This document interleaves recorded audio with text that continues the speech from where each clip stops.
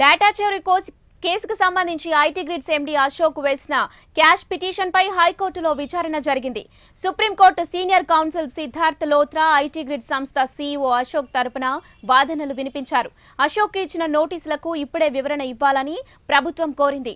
అయితే ఇప్పుడు వివరణ ఇవ్వలేమని అశోక్ తరపు న్యాయవాది హైకోర్టుకి తెలిపారు. పోలీసులు ఇచ్చిన నోటీసులకు వివరణ ఇవ్వాలని అశోక్ ని హైకోర్టు ఆదేశించింది.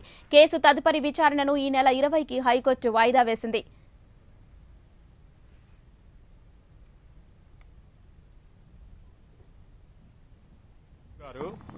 ఈ రోజు తన మీద తెలంగాణ పోలీసులు రిజిస్టర్ చేసిన SR Nagar police station, Madhapur police స్టేషన్లో నమోదు చేయబడిన 2 ఎఫ్ఐఆర్లని కొట్టివేయమని చెప్పి 2 క్వాష్ పిటిషన్స్ వేయడం జరిగింది.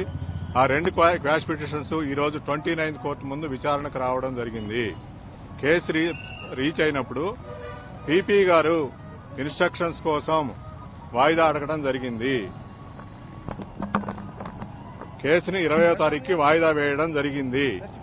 పీపీ గారు ఓవరాల్ గా 20వ తేదీ వరకు అశోక్ ని అరెస్ట్ చేయమని చెప్పి మౌఖికంగా కోర్టు ముందు హామీ ఇవ్వడం జరిగింది. మొదటి నుంచి కూడా మా వాదన ఏంటంటే తెలంగాణ పోలీసులకు కేసును రిజిస్టర్ చేసే అధికారం కానీ దర్యాప్తు చేసే అధికారం కానీ లేవనేదే మా వాదన. ఆ వాదనకే కట్టుబడి ఉన్నామని చెప్పేసి కోర్టు ముందు కూడా చెప్పడం జరిగింది. ఒకవేళ వాళ్ళు చెప్తున్నట్టు జరిగిన డేటా చోరీ ఆంధ్రప్రదేశ్ ఓటర్లకు సంబంధించిన డేటా చోరీ జరిగిందని చెప్పి అంటున్నారు. ఓటర్లకు సంబంధించిన డేటా చోరీ జరిగి ఉంటే నేరం ఆంధ్రప్రదేశ్ లో జరిగింది కాబట్టి ఆంధ్రప్రదేశ్ కే కేసుని బదిలీ చేయాల్సి ఉంటుంది. తెలంగాణ పోలీసులకు ఒకవేళ క్రైమ్ రిజిస్టర్ చేసి ఉండొచ్చు కానీ దర్యాప్తు చేసే అధికారం కానీ ఇంకా ముందుకెళ్లే అధికారం కానీ లేవనేదే మా వాదన. డైరెక్ట్ అయినటువంటి అశోక్ డేటా చోరీ కేసుకు సంబంధించి ఐటీ గ్రిడ్స్ ఎండీ అశోక్ వేసిన క్యాష్ పిటిషన్ పై హైకోర్టులో విచారణ జరిగింది. Supreme court senior council Siddharth Luthra IT grids సంస్థ సీఈఓ అశోక్ తరపున వాదనలు వినిపించారు. అశోక్ ఇచ్చిన నోటీసులకు ఇప్పుడే వివరణ ఇవ్వాలని ప్రభుత్వం కోరింది. అయితే ఇప్పుడు వివరణ ఇవ్వలేమని అశోక్ తరపు న్యాయవాది హైకోర్టుకి తెలిపారు. పోలీసులు ఇచ్చిన నోటీసులకు వివరణ ఇవ్వాలని అశోక్ ని హైకోర్టు ఆదేశించింది. కేసు తదుపరి విచారణను ఈ నెల 20కి హైకోర్టు వాయిదా వేసింది. ఇక ఐటీ గ్రిడ్ కేసులో అశోక్ దాఖలు చేసిన పిటిషన్ పై హైకోర్టు తీర్పుకు సంబంధించి మరింత సమాచారం మా కరెస్పాండెంట్ ఉజ్జయిని అందిస్తారు. ఉజ్జయిని, చెప్పండి, హైకోర్టులో క్యాష్ పిటిషన్ పై జరిగిన విచారణకు సంబంధించి మీ దగ్గర ఉన్న సమాచారం ఏంటి? Deepti, IT grid CEO Ashok ఇప్పటికే తన పైన తెలంగాణ పోలీసులు ఎఫ్ఐఆర్ నమోదు చేశారని, అయితే అక్రమంగా తనపై కేసులు వేశారని, అవన్నీ తొలగించాలని ఇప్పటికే హైకోర్టులో పిటిషన్ వేయడం జరిగింది. అయితే ఇదే అంశంపై హైకోర్టులో ఈరోజు విచారణ జరిగింది. అయితే ఈ రోజు మధ్యాహ్నం వరకు జరిగిన ఈ విచారణలో వాదోపవాదాలు కూడా జరిగాయి. అయితే తెలంగాణ ప్రభుత్వం మాత్రం అసలు 2 సార్లు నోటీసులు ఇచ్చినా అశోక్ ఎందుకు రాలేదో వివరణ ఇవ్వాలని కోరారు. అయితే దీనికి అశోక్ తరపు న్యాయవాది వివరణ ఇవ్వలేము, తర్వాత ఇస్తామని చెప్పుకోవడం జరిగింది.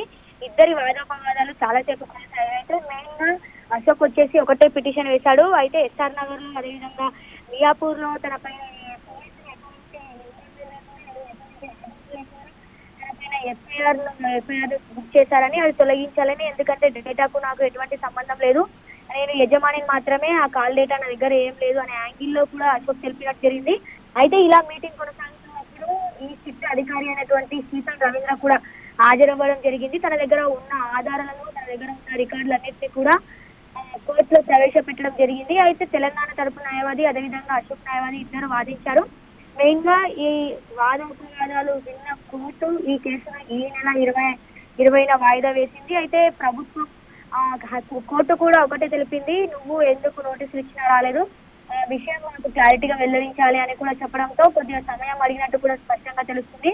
ఏది ఏమైనా ఈ కేసులో సిట్ అధికారులు వచ్చాక ఈ కేసు మరింత ముమ్మరంగా కొనసాగుతుంది. ఇప్పటికే అశోక్ ఇన్ని రోజులుగా కూడా కనిపించకపోలేదు, అయితే కనిపించడం లేదు. 2 సార్లు నోటీస్ ఇచ్చినా కూడా రాలేదు. అయితే లుకౌట్ నోటీస్ అదేవిధంగా సిఆర్పి 160 నోటీసులు ఇచ్చినా కూడా అటెండ్ కాలేదు.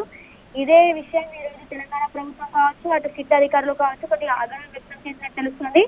అయితే తెలంగాణ ప్రభుత్వం అదేవిధంగా సిట్ అధికారులు ఒకటే చెప్తున్నారు, తన దగ్గర ఆధారాలు ఉన్నాయి కాబట్టి, తన దగ్గర మెయిన్ డేటా ఉంది కాబట్టి అతడు ప్రభుత్వానికి అదేవిధంగా పోలీస్ అధికారులకు చిక్కకుండా ఎక్కడో వెళ్లి తలదాచుకున్నాడు. అతడు ధైర్యంగా అంటే తన దగ్గర ఆధారాలు ఏమీ లేకపోతే అతను తప్పు చేయలేడు అని భావించినట్టయితే నోటీసులు పంపిన తక్షణమే రావచ్చు కదా, దాక్కోవాల్సిన అవసరం ఏముంది అనే యాంగిల్లో కూడా సిట్ అధికారులు తెలపడం జరిగింది. అయితే మెయిన్ గా నోటీసులు ఇచ్చిన సమయంలో ఇతనితో పాటు ఆ నలుగురు వ్యక్తులకు కూడా ఇవ్వడం జరిగింది. ఆ నలుగురు వ్యక్తులు వచ్చారు, విచారణకు హాజరయ్యారు, తమ వంతు సహకారం అందించారు. అదేవిధంగా మేము కేవలం ఉద్యోగులం మాత్రమే, చెప్పడంతో పోలీసులు అప్పుడే వారిని విడిచిపెట్టడం జరిగింది.